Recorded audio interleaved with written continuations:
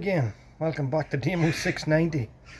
We're going to continue on with the 175 1976 build today. And you've seen that I've got the frame, pretty much most of the black stuff for the bike put together. So there's only one other way to move on, and that's to start with the blue stuff today. So exciting. Stick with me.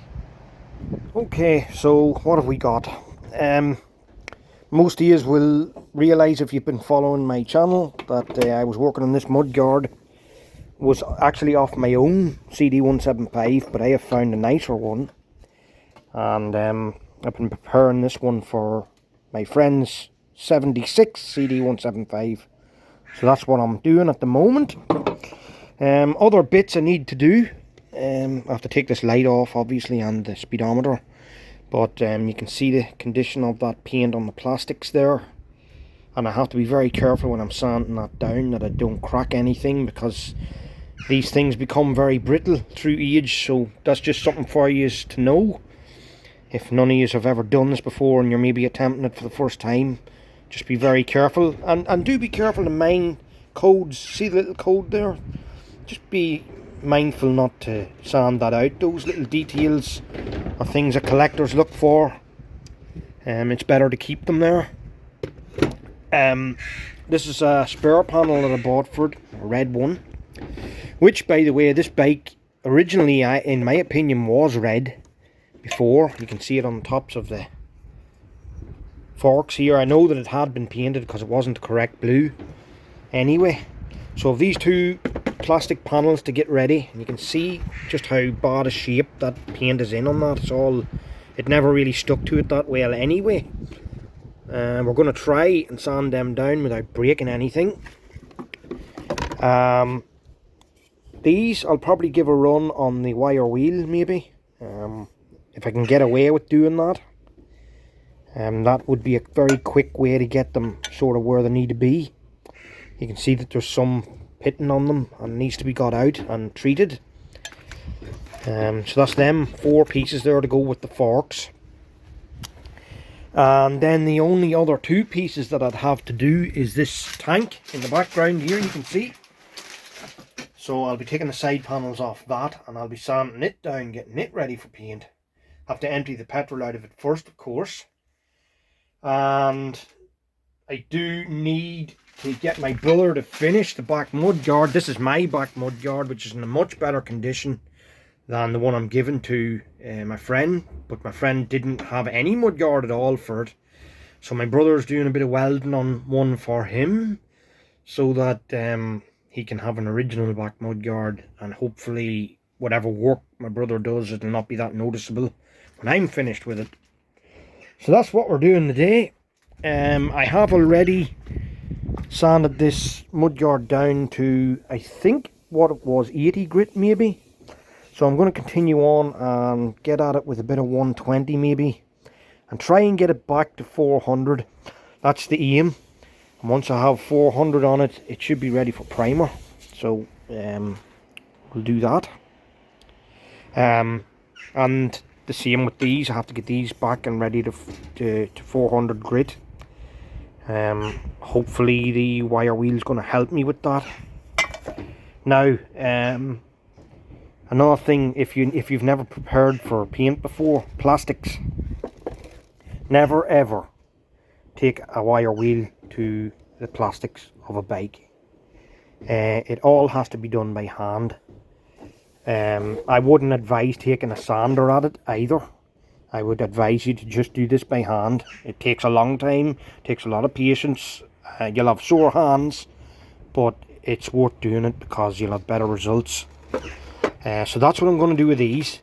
And also with plastics, just to show you, you can't just go and spray plastics, because they don't always, the paint won't always stick to them. So what you do is you get yourself a little bit of something like this, which is Plasto Fix 340.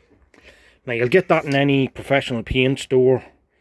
It's plastic primer, basically. That's what it is. It's plastic primer. You put this on after you've sanded it to 400 grit. You put a coat on, maybe best to put 2 coats on, then sand it down with 400 grit again, and it's ready for paint then. It just helps the paint to stick to the plastic and not make a mess on you like that blue panel you seen somebody done years ago. You can see that the paint didn't stick to it. It's starting to come off in places. You can see the stretchy sort of mapping kind of thing that's going on there, and that's what happened. It's that the paint didn't stick to it. So there you go, folks. That's how far we're on. That's what we're doing today. From watching through my last videos there, because I got kind of lost in where I was with this thing, I realised that there's still an odd little patch on this mudguard that needed to be filled. And maybe I've already done that. I'm just having a look to see if there's any areas where I could improve on it. As a matter of fact, since that, I must have repaired that area because I cannot see it anymore. So that's good. So I think I'm going to try and bring it back to 400 now, and that's what we'll do. So I've been at this blue mudguard for a few minutes here, and well, as you can see on the paper, it didn't stick to this mudguard very well, whatever they used. I'm not sure if it was just a base coat or what it was, but you can see what's coming through here is rust patches underneath the paint, and that's not what you want to see, because when you paint over that again, it'll just rust underneath again and bubble up. But luckily for me, as you can see, that is turned black. So if it's black, you know that the rust is dead and it's alright, it's been converted, so that's a good thing. But as far as preparing the surface, I don't know what to do with this, because this paint hasn't really stuck to this mudguard that well. I'll continue with the 180. I'll go up to 240 and see where I get to, and see if I'm happy with it then, and we'll make a decision what we're going to do then. But there's no point. I don't have the luxury of a sandblaster or anything like that. I'm just an old hack. I work in a shed with my 2 hands, as you can see, and paint stripper isn't what it used to be. Nitromores, haven't seen Nitromores in years, and the only other ones that I've found are just pretty useless. They just don't lift the paint at all. So I find it pretty pointless even going near that stuff as well. So but any advice you guys might have on that from me would be really good, if you knew of a product that was still as good as Nitromores. So let me know. Okay, so progress. I have run all of the straight pieces belonging to the forks on the wire wheel. As you can see, I've started to throw a bit of filler over pitted bits. There's a little piece that I missed, has to be treated because there's a little bit of light brown in that. And if you have light brown, you know that it's live rust, so you have to stop it. And how do you stop it? I've told you before on my channel. A little bit of vinegar, white vinegar, 50% white vinegar, 50% water. You can get these tubs of white vinegar in, I don't know if all of you live in the UK here or Ireland, but where did I put them? I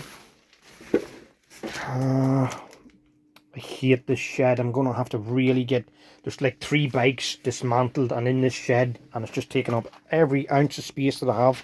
Yep, there we go. You can get these 5 litre drums of white vinegar in Mr. Price. So that's where I get mine. That's what I use it for. 50% water, 50% white vinegar. Brush it onto the rusted pieces. Leave it for a few hours. Come back and wash it all off. And hey presto, rust is gone. It's turned black and it has converted it.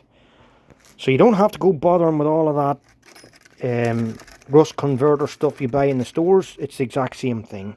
Does the exact same thing. And I learned that off a guy called My Friend Pete on YouTube here.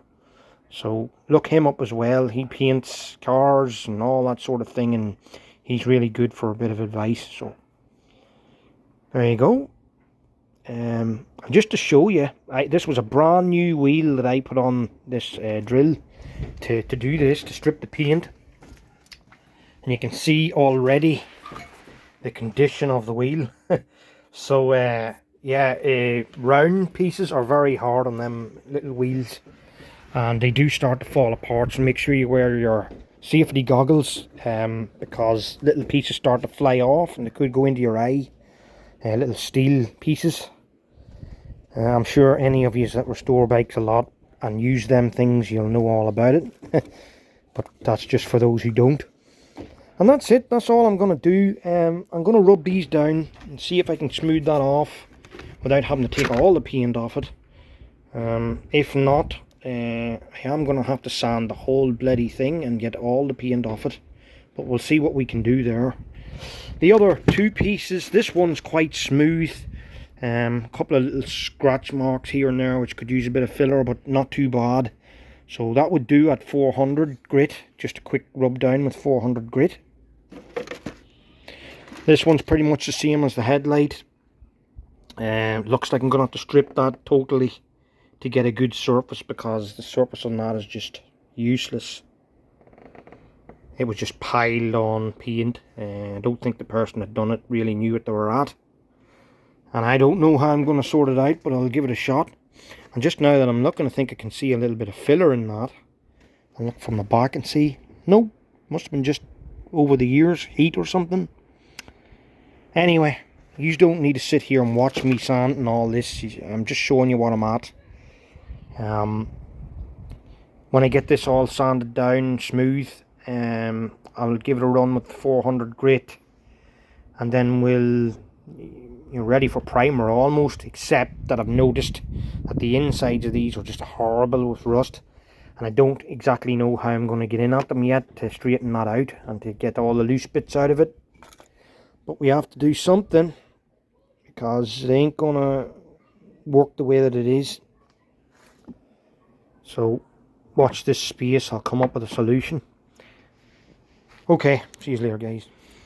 Yeah, so I'm just going to give you a bit of advice here on your plastics.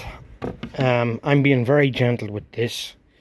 As you know, old plastics are quite brittle and easy broken, so you don't want to do anything that's going to cause you more trouble and more work. Now what I'm trying to do is, I'm trying to pick the smoothest paper I can for the surface. So you'll see that this was very pitted and rough. I'm not quite sure why that is. It could be because the person that painted it last didn't know much about painting, and there was a bit of solvent pop on the top of that, and that might be what that is. I mean, when you sand it down, you can see it coming through there on the surface.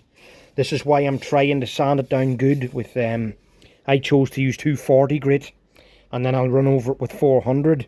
But I'm hoping that none of this is going to show up when I repaint it. I can't really feel it in it, but that's not to say that it won't turn up. So that's something I'm just going to have to try and live with, and if it turns up, I'll just have to rethink what I'm going to do. But I'm hoping that that's not going to happen. As you can see, the rest of it isn't too bad. There's a bit of cracking to the paint just there on the surface. Not too sure what I'm going to do with that. I may have to remove it totally, like this part here. But I'll do what I have to do when it comes to it. So I've started off at 240 grit. You might need something softer, even 400 might be enough if you have a smooth surface and there's none of this type of thing going on. But if you have stuff like this here going on, you're better to try a coarser grit, which is 240 I'm starting with. If that's not working for you, you might need even to go to P80 maybe. P80 would be now making a lot of work for yourself, because then you'd have to go over it again with 240, and then you'd have to go over it with 400. So you're better off to stick with as smooth as you can. And if it's doing the job, removing the stuff you needed to remove, you've no need to go down in any more grits. Yeah, so that's the headlight piece ready now. You'll see that I've run over this with 400, and you can't feel it. but I can feel it with my hand here, and that's always a good indication of what might show up when you spray it. Is if you can feel it with your fingertips or your hand, you can be pretty much guaranteed that that's going to show up. There's a couple of little cracks here.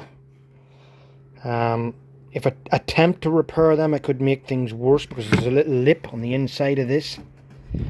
So I'm not too sure what I'm going to do with that yet.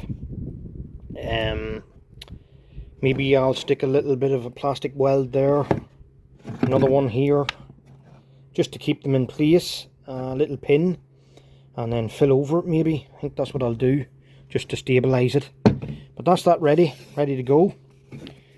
First bit of the plastics ready to go.